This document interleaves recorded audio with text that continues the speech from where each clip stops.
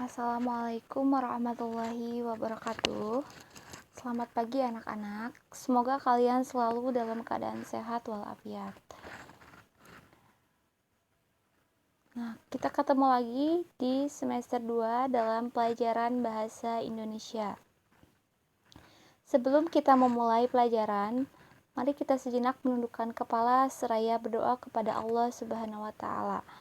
Berdoa dimulai.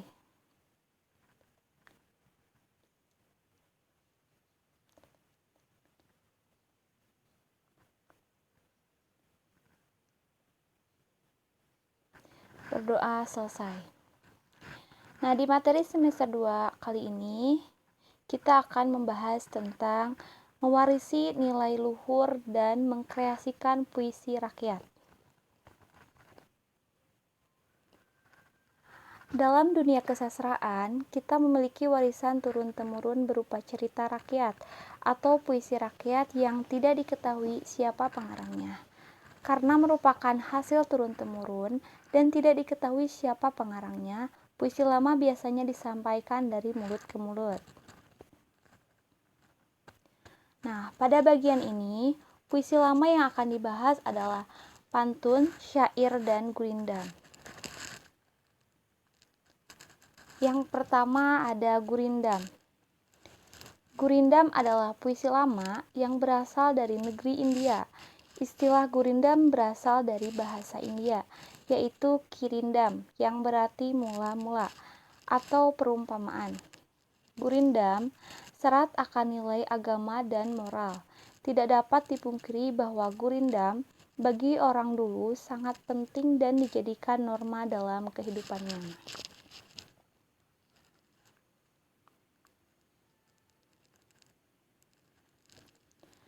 Gurindam adalah puisi lama atau Melayu yang sangat penting sebagai warisan budaya dengan ciri-ciri sebagai berikut.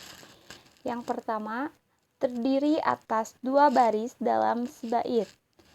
Yang kedua, tiap baris memiliki jumlah kata sekitar 10-14 kata. Yang ketiga, tiap baris memiliki rima sama atau bersajak AA, BB, CC, dan seterusnya.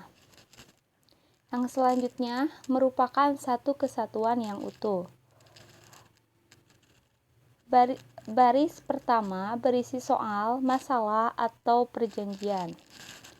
Nah, yang terakhir baris kedua berisi jawaban akibat dari masalah atau perjanjian pada baris pertama.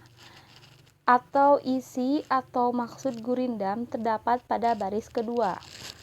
Nah, di sini ada contoh dari gurindam. Jika hendak mengenal orang berbangsa, lihat kepada budi dan bahasa. Nah, materi selanjutnya tentang pantun.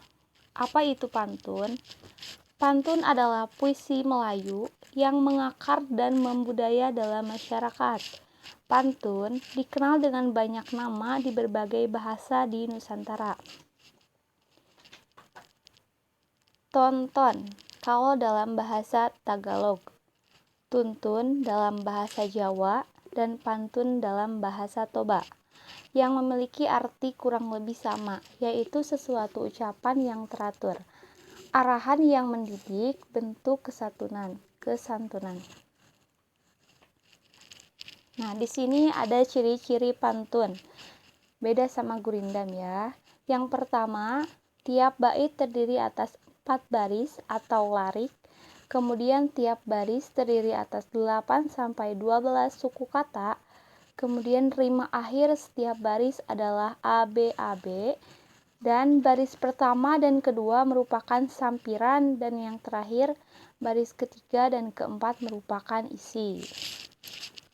Nah, di sini ada contoh dari pantun itu sendiri. Ikan nila dimakan berang-berang. Katak hijau melompat ke kiri. Jika berada di rantau orang, baik-baik membawa diri.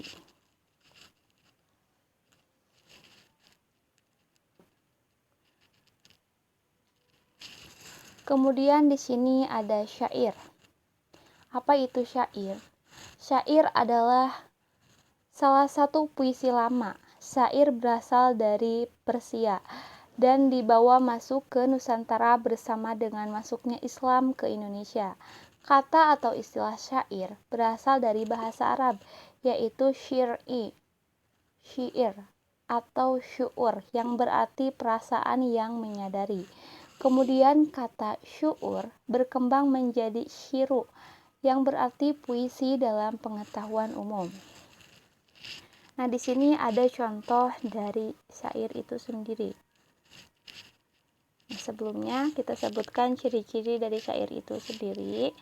Yang pertama ada setiap bait terdiri dari 4 baris. Yang kedua, setiap baris terdiri atas 8 sampai 14 suku kata. Dan yang ketiga bersajak a. Dan yang keempat, semua baris adalah isi. Dan yang terakhir, bahasa yang digunakan biasanya berupa kiasan. Beda ya dengan gurindam ataupun dengan pantun. Nah, ini contoh dari syair. Bentar. Hai muda Arif Budiman, hasilkan kemudian dengan pedoman. Alat perahumu jua kerjakan, itulah jalan membetuli insan. Perteguh jua alat perahumu, hasilkan bekal air dan kayu. Dayung pengayuh taruh di situ, supaya laju perahumu itu. Sudahlah hasil kayu dan air, angkatlah pula sahu dan layar. Pada beras bekal jantanlah taksir, niscaya sempurna jalan yang kabir. Karya Hamzah Fansuri.